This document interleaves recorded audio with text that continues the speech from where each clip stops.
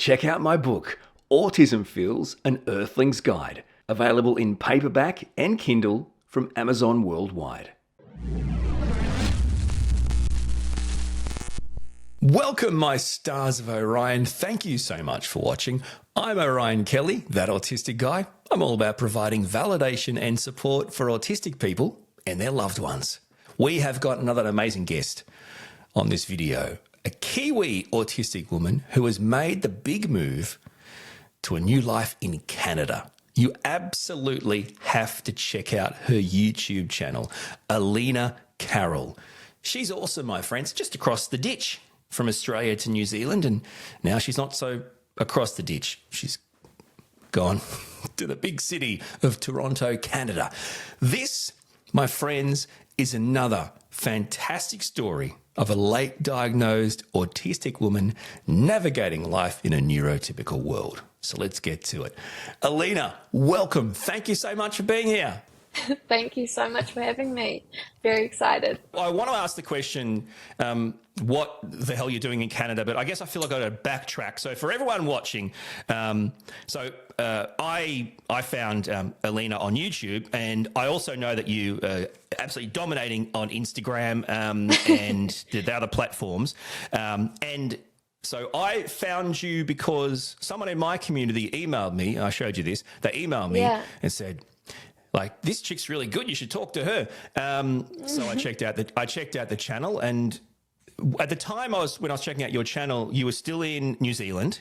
Yes. And I think some of the videos that I watched resonated with me because in what I can remember, or at least what my kind of soul heard, was you're really pushing between like the point of life and tiredness and depression and exhaustion and like, this is all too hard, and how, the juggling of life, which is what I feel on a daily basis. So that's how I found you. And I think your content is really fantastic, and I certainly I want people to go and check out your channel. Thank you. So they know a bit about you. Can you tell us a bit about your story, and I guess how you got to a late autism diagnosis? My understanding is 25. So yeah, you kind of your story. Talk us through that.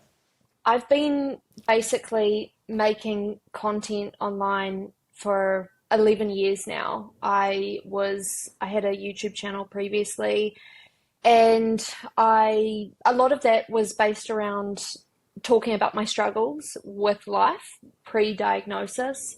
I found a love for connecting with people because I really struggled to know who I was, and struggled with a lot of mental health issues, and so naturally found a place online. I guess that's what brought me to creating content. But in terms of the diagnosis, I was in therapy at 6. I have a little bit of a trickier background because my dad was sick at the time. My brother was just born with a heart condition.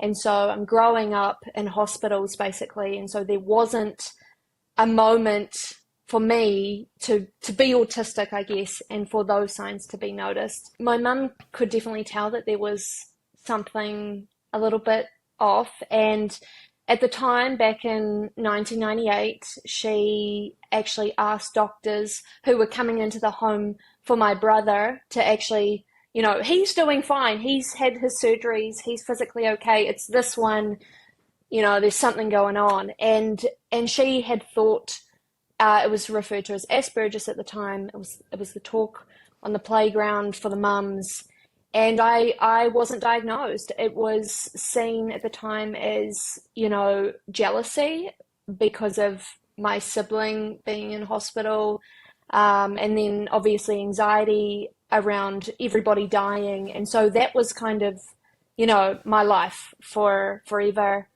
But as I got older, the existential crisis just got bigger and bigger and bigger. And, I can remember being 10 years old and wanting to die and saying to my mum, like, I wasn't meant to be born, and I don't know how the fuck everybody is just carrying on like, how does anyone get to adulthood? Because I'm not going to make it to 20 at this rate. So I basically had been seen by therapists my entire life from 6, and no one had picked it up. It was just seen, given the particularly rough start in life, as, oh, well, that makes sense that you're struggling. But it just didn't encapsulate me, I felt. I struggled with connections with friends and always walked away feeling like I should be feeling more. Felt like there had been a cord that had been cut from my head to my heart. And so I guess I really just wanted to understand,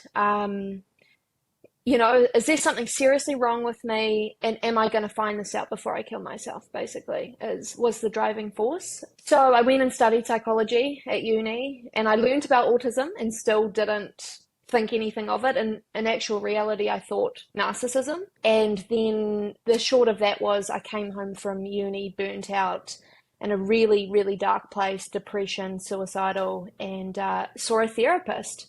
And it was that therapist that I saw for 3 years, and it took 3 years of, every single week talking, that she thought, there's something in all this. And she put me in front of a psychiatrist, and the diagnosis came at 25. Yeah, well, thank you for being so open and vulnerable. Yeah. Because the reason why I say that is because I guarantee you right now there are people watching that your story will change their life. So just so I want you to know that what you're doing is changing people's lives. Well, more specifically, is saving people's lives. So it's important that you know that. That's the hope. There's a few things that came up. The first one is just park the diagnosis. The first one is there's nothing unrelatable about growing up with a sibling who had a rough start health-wise, and as a result, you are almost warehoused as a child, and I think a lot of people can relate to that, and it doesn't go away. And the first thing to go is, well, what's going through the parent's mind in this situation, right? Because it must be a horrible situation to be in a relationship and give birth to a child that needs intervention or help, right? There's something about that makes you feel like lesser of a parent, right? Lesser of a person. Oh, but then when you've got kids involved, you're not aware of the cost it has on, what's another way of describing it? The healthy one, right? I mean, not the one that doesn't need, the one that's not on fire, right? So in other words, you're putting out fires, and if you're not on fire, well, you don't need the water. But of course, you do need the water. You're just not getting the water because this one's on fire. It's one way of kind of looking at it. It's no different to saying I have a 10-year-old autistic son. We also have a 5-year-old. Do we sometimes think our 5-year-old should be the bigger person in situations? Yeah. But he's 5, right? But it's hard to navigate that.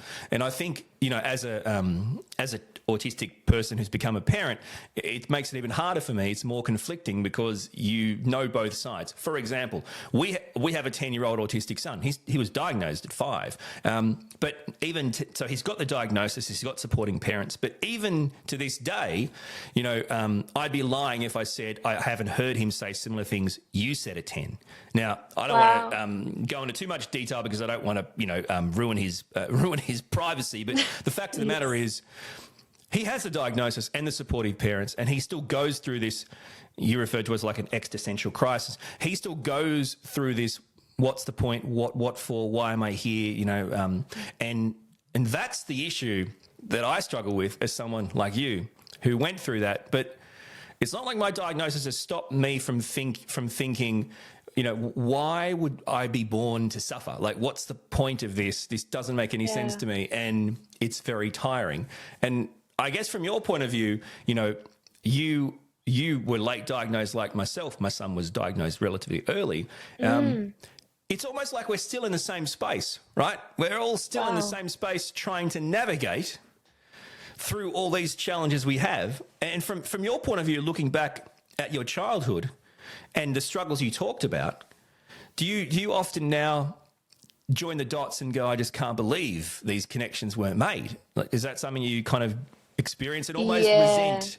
Do you have like this kind of anger or resentment about that? I think that there is this period in time that I'm sure you can relate to when you've gone so many years of your life trying to make life work and come together, and then you just get the biggest answer of your life, and then there is this mourning period of what could have been, the kind of support you could have received, and I think what kind of person you could have been had you known. And I think that, you know, the day that I got the diagnosis, you know, I met up with my mum for lunch and I told her the result, and she cried and she apologized, which, you know, I don't at all blame her. She tried, and she tried very early on, and she tried my entire life to understand things, but she just wished she knew, absolutely. And I think that's amazing that your son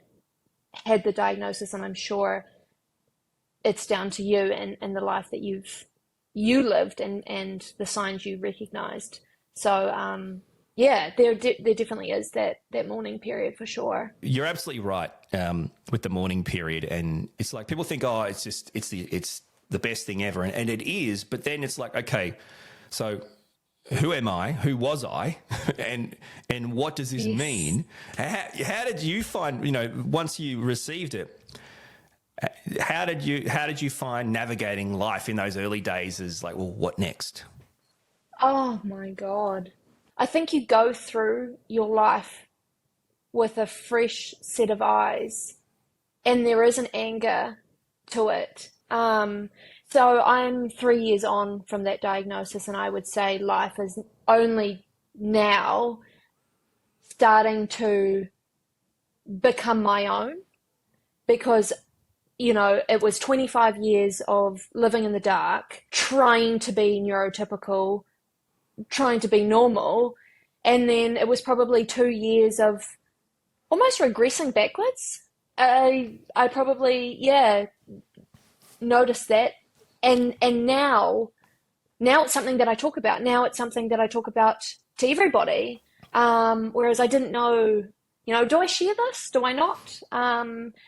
So now I'm actually in a place in my life where I'm actually accepting of myself, because the people that are coming into my space are actually liking me for me, and not the me that was kept in the dark before the diagnosis. So I think there is a period in time that everyone goes through that you think it should be this like big weight off your shoulders, and in a lot of ways it is, but it's hard because your whole framework for life is just,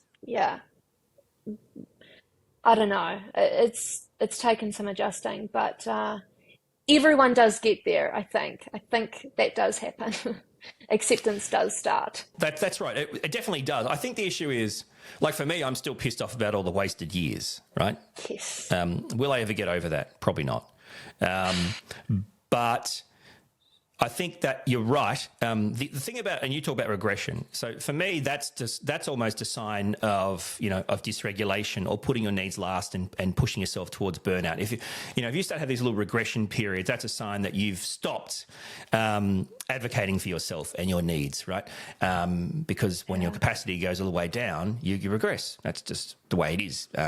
You know, but for having daily support needs, there's no diagnosis. Now, people go, oh, but what does that mean? You need, like, you know, someone to do this. People think straight away, they think about the most caricature versions of daily support, right? There are people that have high care and support needs, absolutely. But it's fluid. There's not low and high and middle. It's fluid. It's daily, depending on the capacity. Support needs, you know, are part of it. And they're not only for others, but they're for yourself. And as you say, acceptance comes based on not only others buying in to this is real and you have daily support needs, which could be things, you know, like you might talk about, you know, relational things or sensory things or communication things or, you know, capacity things, stresses and demands, different things, giving yourself neurotypical expectations when that's just ridiculous because you don't have that brain. You know, these are the things we talk about, but it's also about you too. You know, acceptance comes from you embracing this really is me, and I do have daily support needs, and there are things I need others to buy into and accept, but I need to accept it too. And then that's when it starts to fall into place. Do you have any experiences of struggles of trying to, whether it's others, I mean, I certainly have it with others, but whether it's others or yourself, of buying into the fact that this is real and you aren't a superhero, you do have daily support needs, you aren't like others, and this is the reality, and, you embrace it and accept it. I mean, is that a challenge? Was that a challenge? I think I'm very much still in that because I spent 25 years, basically getting on with it, masking, suppressing, camouflaging. Yes, yeah. I learnt to mask, and I haven't entirely learnt how to take that off yet. I don't know yet, because it's going to happen one day, but I don't know yet who I am without this mask. And so I've spent my entire life adapting to whatever anybody needs me to be. And so it's physically uncomfortable for me to say, fuck guys, this is really too loud for me, or I'm really overwhelmed, because I know that I can get through anything because I've been at the height of discomfort and I've still gotten through it. It's just whether or not you want me to be happy or not doing the thing. If you want me to go out for a night out and I really just want to stay in, because you asked me to do that, I'll do it because I can, I'll manage it all. So now, I guess, having moved over to Toronto, and there's far more people and noises and sensations constantly, I'm really having to be more alert to myself and my needs. And I wouldn't say that I've mastered quite yet the art of speaking up for yourself, but it's certainly but it's certainly the direction that I'm heading, because I just I can't keep doing this, even though I've shown to everyone that I can manage it. Like, I don't want to burn out every single weekend, So you can't manage it. Do you mind if I just come in with some honest thoughts here? Is that okay? Please. So you can't manage it, or you wouldn't melt down, shut down, or burn out, and you wouldn't have a diagnosis. So for starters, tell your brain that you can't manage it. So saying yes to everyone, to people please, is part of being autistic, because you were born to not be accepted. You were born to be pushed away. You make me feel uncomfortable. You're weird. Go away. That's your experience, and therefore your default is people pleasing. In other words, your entire life revolves around doing whatever it takes to make everyone else feel comfortable but you, which seems like a pretty bullshit way to live your life. The second point I'd say is, and this is a serious question, if you had a choice, would you go into battle without armor? Would you go into battle? Not. Okay, so what the hell are you talking about? Getting to a point where you unmask? Yeah. What, you want me to tell you should fully unmask? No, you're in battle, mate. You need armor. Yeah. So unburden yourself of this idea that you'll ever be fully unmasked, because masking is good. Suppressing and camouflaging our traits isn't good all the time, but it's certainly good in certain times, because it's either you have armor or you get killed, right? So you have to keep that in mind. And the other big point to ask is, and this is serious, and you'll probably, your initial response will be you'll minimize it. So that's cool. You can minimize it. What's the cost? If you keep saying yes and people pleasing, what is actually the cost? Not the minimizing, the real version. What is the cost to you and your mental health and your well-being and your ability to thrive in life? What is that cost if you continue to do this? Yeah, I think the first word that jumps out to me is a pretty lonely experience, because there's no authenticity in those interactions, and it would be a public persona and a home persona, and it would still probably get me to the state that I was in as a child, of asking, what's the fucking point? But that's something you'll never get out of if you don't work this out. Yeah, there is no point. There is no point to life in your, because remember, your brain is stronger logically than emotionally. That's the autistic brain. right? So this is like, have you ever read that book, The Chimp Paradox? You did psychology, right? You know, the chimp paradox, I talk about, like, you've got the human part of your brain and the chimp part of your brain. You know, in many ways, it's kind of like the logical and the emotional. And autistic people have a stronger logical brain than emotional brain. So what that means is you're going to look at things logically, which is, I'm not suicidal, I'm just tired of life and prefer to die. Now, people are going to go, well, Orion, you're full of shit, because, you know, I know psychology, but they don't know the neurotypical brain and the neurodivergent brain, right? So this is a great point in the cost. You talked about having two personas. That's minimizing it, by the way. So, like, yes, you're right. The point is, over a long period of time, continuing to do this, what will it do to your mental health? What will it do to your physical health? What will it do to your emotional health? What will it do to your ability to thrive in life and live life to the best of your ability? How will that affect you and your ability to do those things? Because remember, what you're saying is, I'm okay to use my wheelchair in the house because my legs don't work, but I'm just going to keep dragging myself around outside, because in the end, I can have two personas.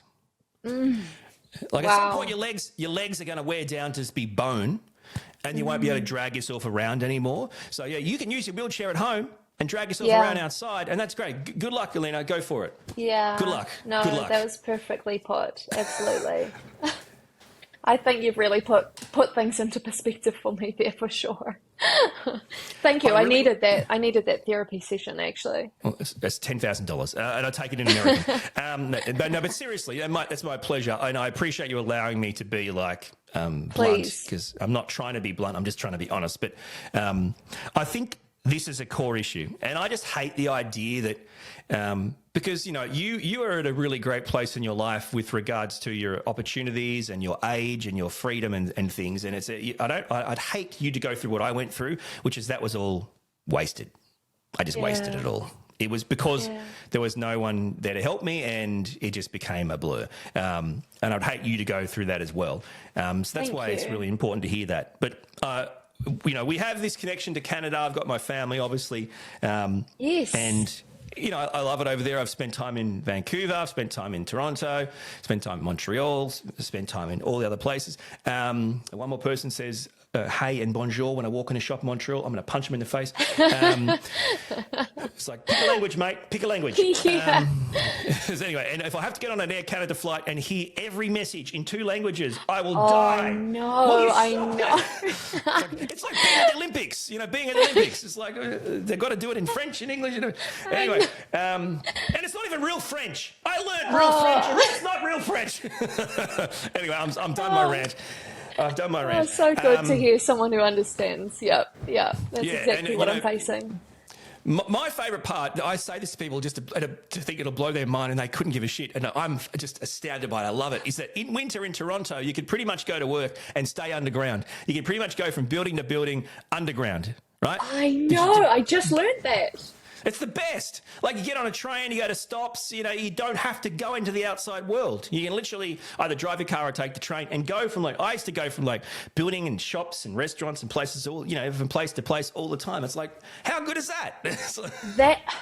I've just learned about that, and it's funny that you bring that up, because public transport holds a lot of uncertainty for me, so I'm actually quite nervous about being underground and not knowing the routine, the little space that I've learned, because I'm only kind of sticking to my neighborhood right now in the first 6 weeks of being here. So that's like, well, I don't know the underground, and I don't know quite yet how to use the public transport. So that's quite scary for me right now.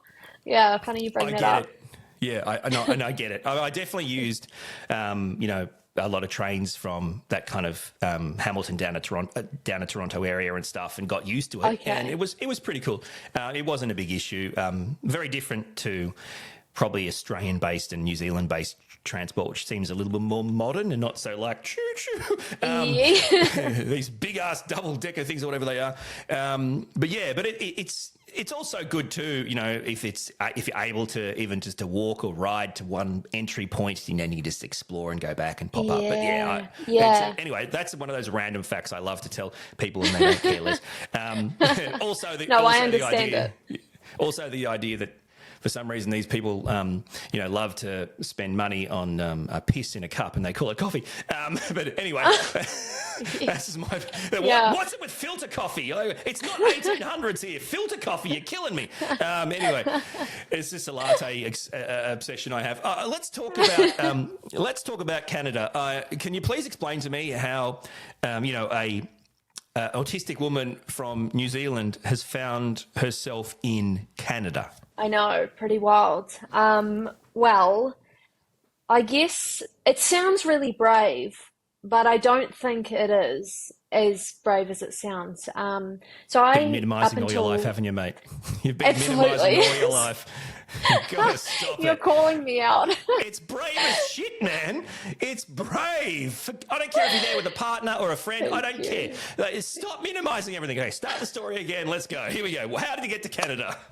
Okay, well, up until this point, I pretty much wrote off travel in my mind. Basically, navigating airports, the whole world is out there. I don't know how to navigate that. I'd rather stay in the space that I know. I know how to get to the supermarket. I know how to get to all my places, and I'm content in that. And I pretty much had the roughest year of my life last year, and my life was just kind of going into the ground. And my best friend actually moved over to Toronto. She's a lot braver than I felt. And so, she really enjoyed it over here, and we would, be catching up, and she'd be telling me about all the things she was getting up to, and there was essentially the invite to come over. And my first obstacle was, well, I don't know how to fly on a plane. I don't know how to navigate an airport on my own. And that was a huge obstacle in my mind. I was very, very fortunate in the sense that my cousin was also wanting to do a bit of travel. And so I just basically worked my plans to be with somebody else so that the first time that I'm making this leap of faith is with somebody. And I found the experience of travel from New Zealand to New York to be hugely helpful, far easier than I thought. Because, and I have to say this, if anyone doesn't know about this, the sunflower lanyard, that was revolutionary for me because the airline that I traveled with, they were just so aware of it and accommodating, and basically asked how they could help me. And so that eased me into the trip. So I found myself here.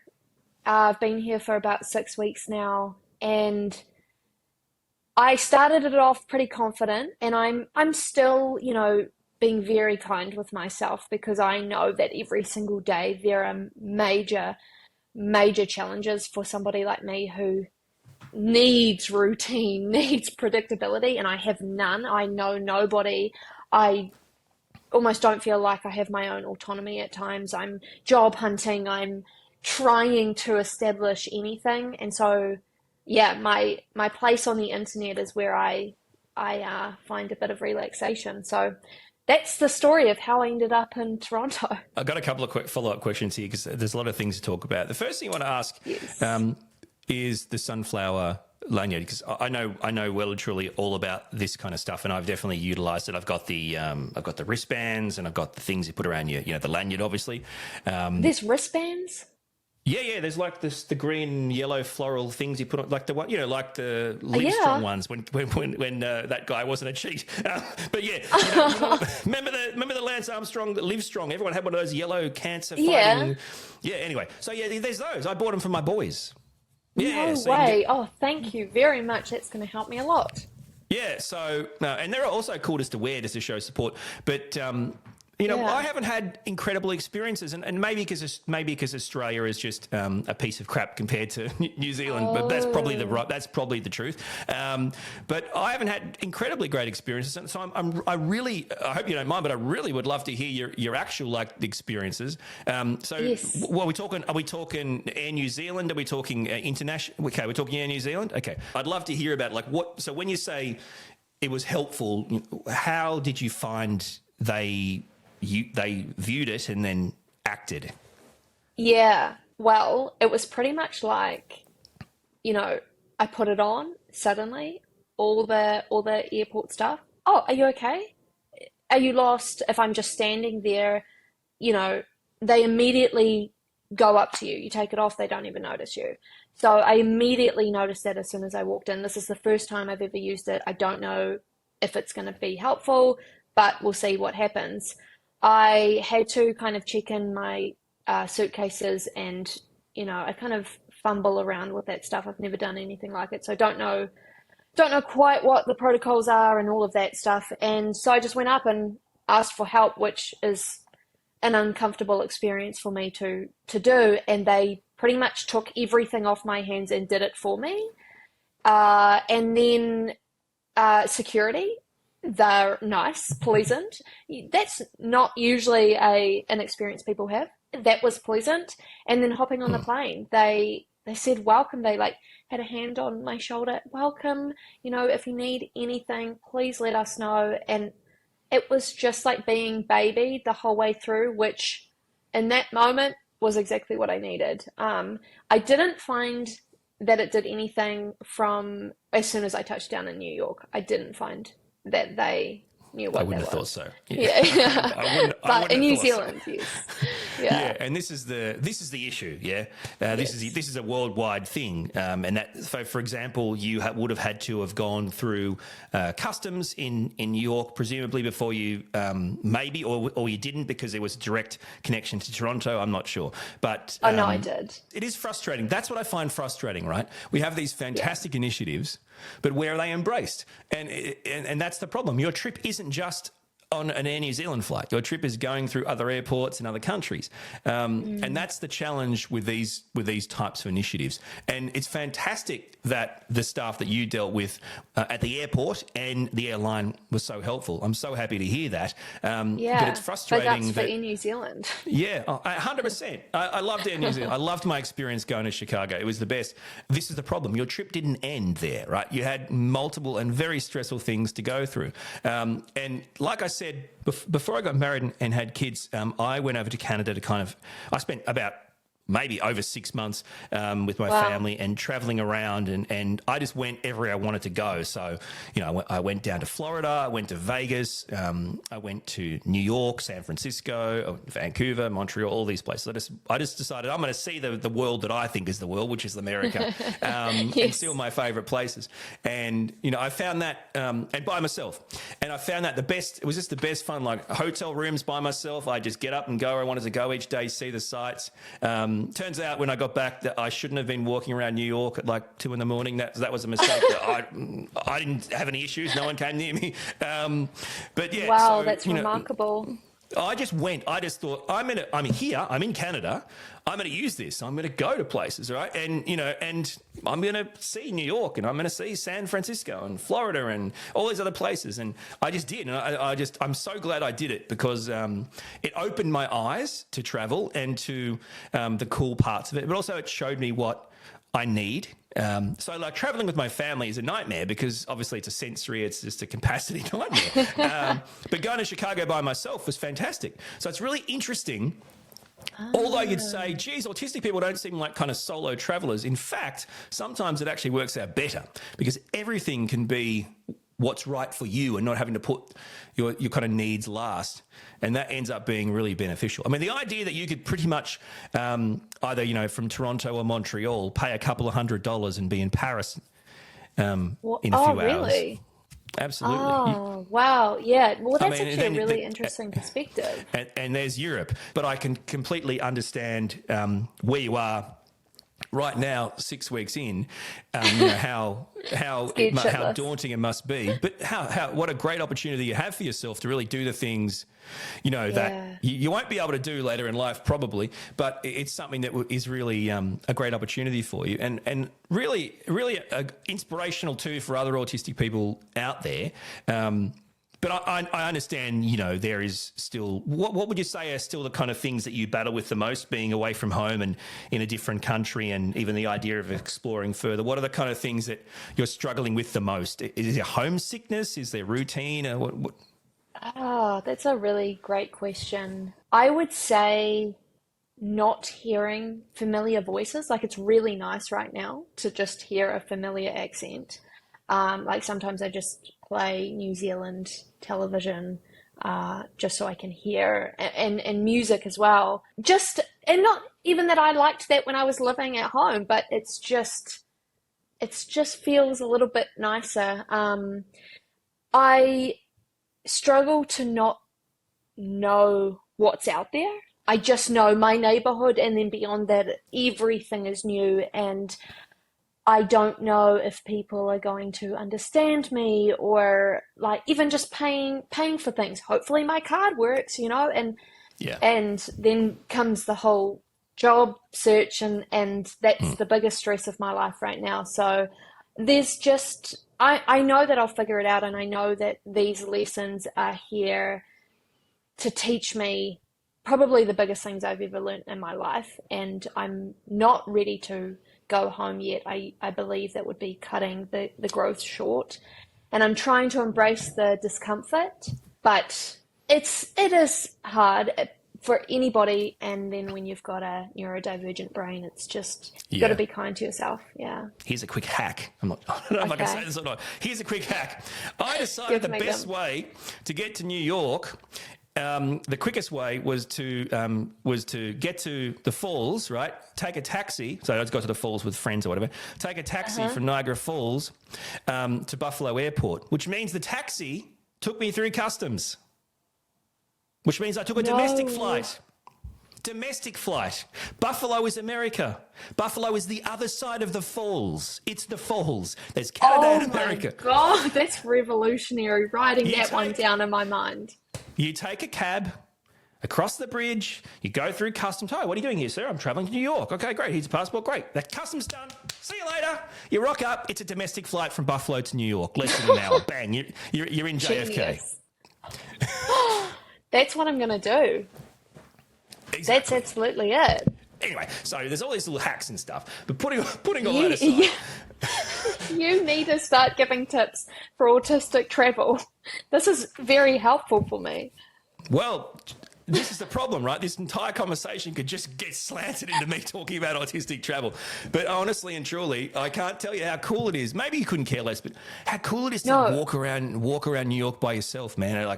And you know what I did too as an autistic person? People are going to think this is cheesy, but this was my best way. I saw everything I wanted to see, and I felt safe, and it always took me back to where I wanted to be. I paid for the hop-on, hop-off red tourist buses. That was my transport. And it was, when I added that up, it was cheaper than using taxis or Ubers or whatever. If I pay for the hop on, hop off, you know those double decker red tourist buses? They literally Yes. pick you up wherever you want to get picked up, which is where you're living, staying, right? And then they take you to all the famous places. You can get off or take pictures, get back on it, and it always takes you home. And it's unlimited all day or all week. Oh my For God. one fee. Why didn't I speak to you before the trip?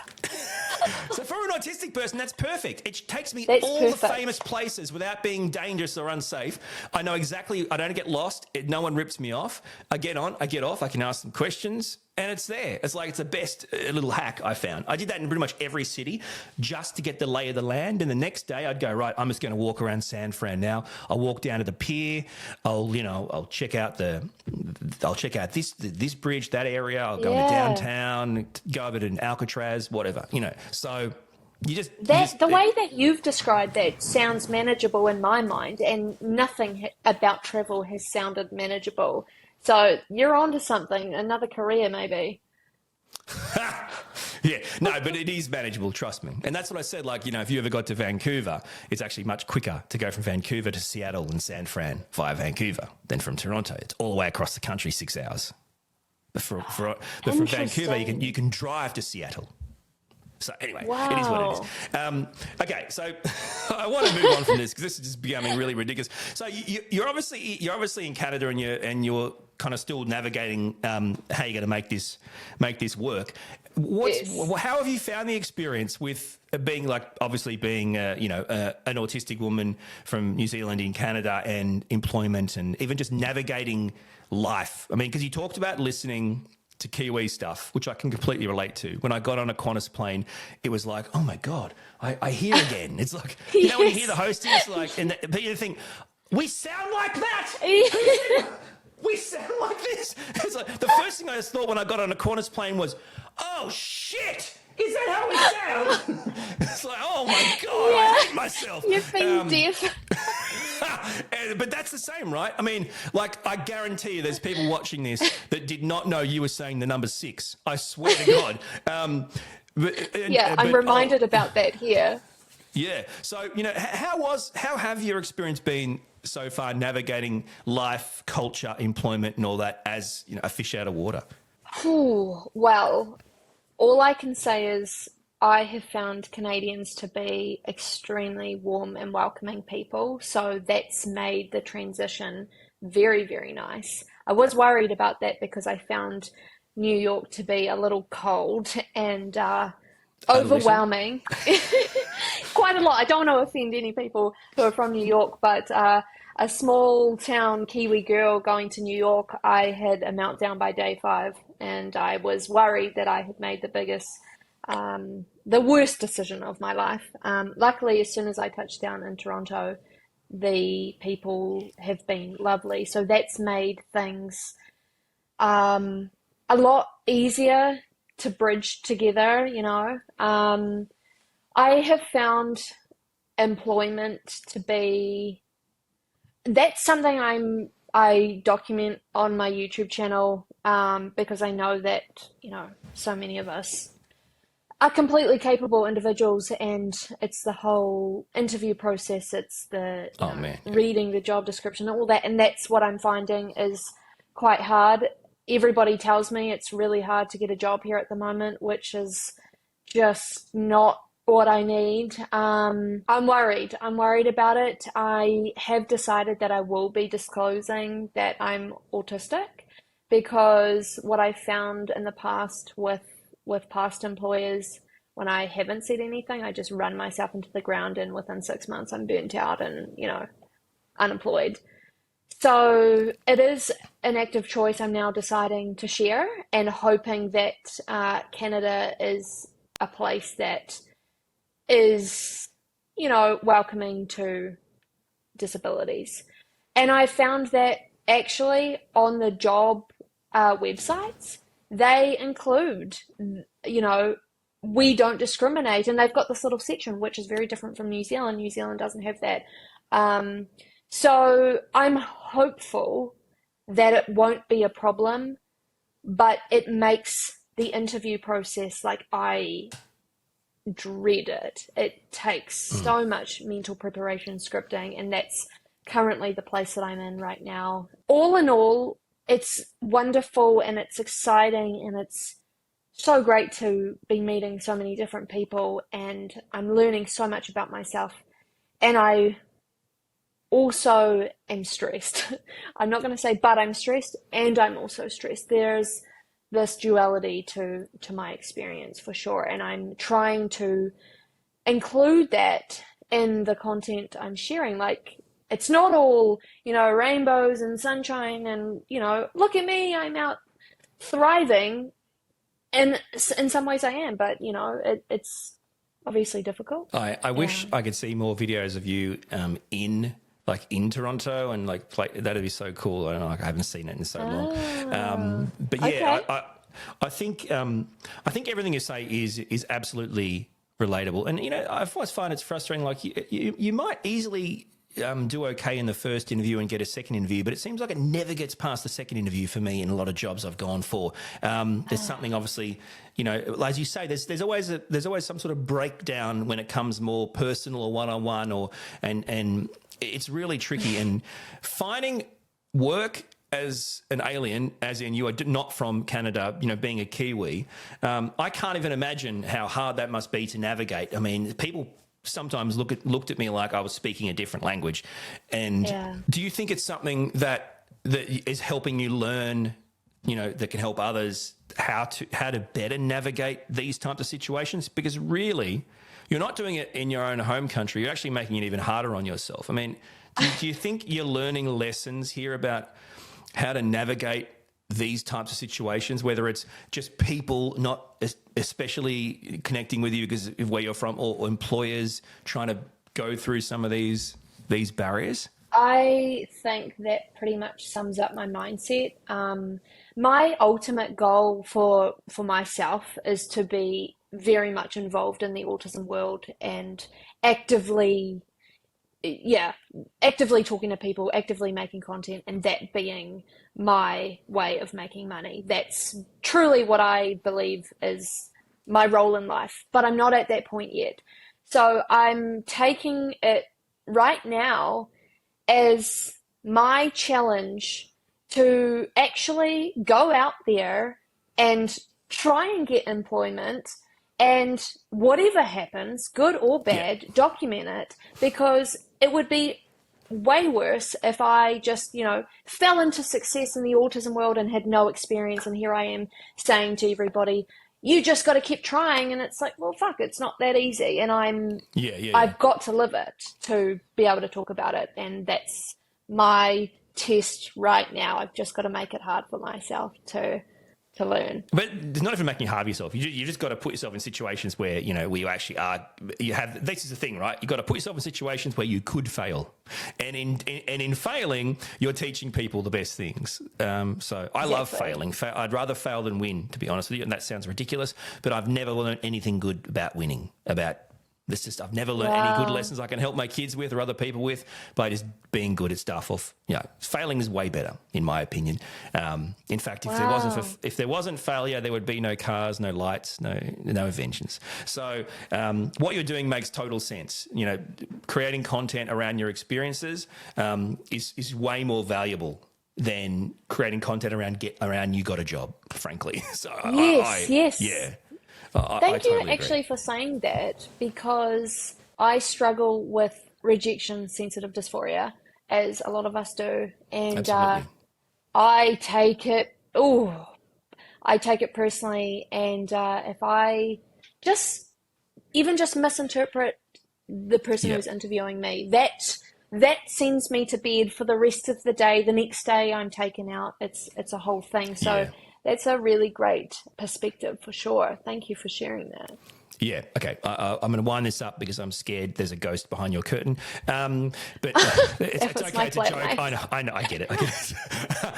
But no, I feel the same with the rejection in people. And one of the reasons how I try to kind of help myself through that was to kind of realign my brain with failure. But I still am horrible with rejection in people. I just have a standard default belief that no one actually likes me, and no one actually approves of me. That's what my brain believes. But I totally get it. Hey, I feel like there's going to be so many fantastic stories you're going to be able to tell on your experiences. How long? Do you have an idea of your time in Canada? Are you want to die of old age there? Are you leaving tomorrow? What's your thoughts?